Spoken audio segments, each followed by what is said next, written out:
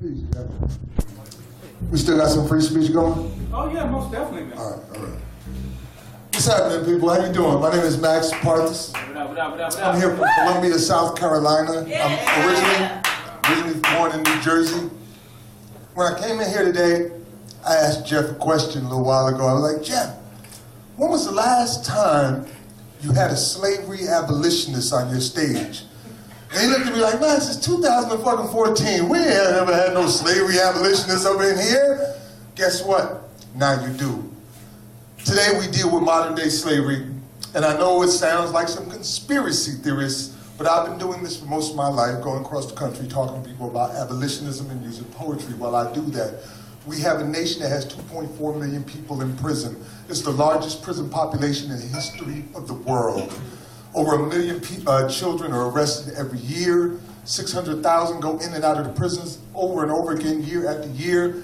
And every person that goes into these prisons that are warehousing our children and our husbands and our wives get paid for that. $30,000 to $50,000 for men, $50,000 to $70,000 for women, and $80,000 on an average for children. In Illinois, there's one private prison, that gets $240,000 a year for every child that goes through their doors. I can send my entire family to college for that. It's a $500 billion a year industry, and it criminalizes our people. And I'm gonna tell you, the loophole that us abolitionists are trying to close is the 13th Amendment. In 1865, the 13th Amendment did not abolish slavery. If you just pick it up and read it, it says, slavery shall be abolished in the United States of America and all of its territories except for prisoners duly convicted. So I'm supposed to come here and do some poetry, right? When I think about what I do every day, I just gotta say in advance, I'm sorry I don't have any poetry today. I ain't got nothing to say, like Jeff said, that hasn't already been said. I ain't got nothing to read that hasn't already been read. And although I know some might hear me now, in the long run, when it's all done, most don't ever care anyway. Actually, apathy seems to be the modus operandum. We got people putting up with any kind of atrocity that the sinister system might hand them. And I don't know if God damn them. And I'm not trying to second guess, but lately, Rudy, I've been feeling stressed. Because it appears that cowardice has become contagious and it's making me more than a little nervous. It seems like everybody wants to put everything they got into this well-known company called lip service. You do it, they claim it. You make it, they name it. Popularize it, monetize it, then put it on t-shirts and coffee cups with slick slogans like, capitalism sucks. You can get 2 shirts for $30 or 3 cups for $15. And the absurdity is certainly hurting the cause. It's like wearing urban commando khakis when you really don't have the balls to bounce.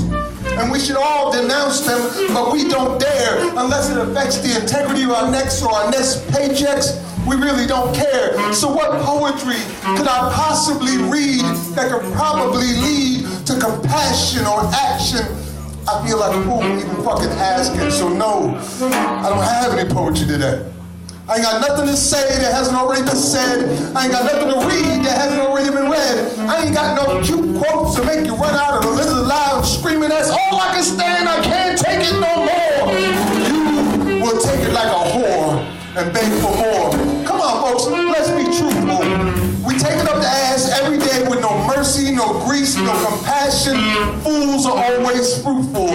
Like seedless grapes, they don't breathe, they're being bred. Or like Manchurian candidates who don't lead, they're being led. It's the next best thing to being dead, and not too far from fulfilling that post. At the most, with a host for an evil indwelling, more concerned with getting laid or paid than freeing slaves. And Sojourner Truth will probably roll over in a grave.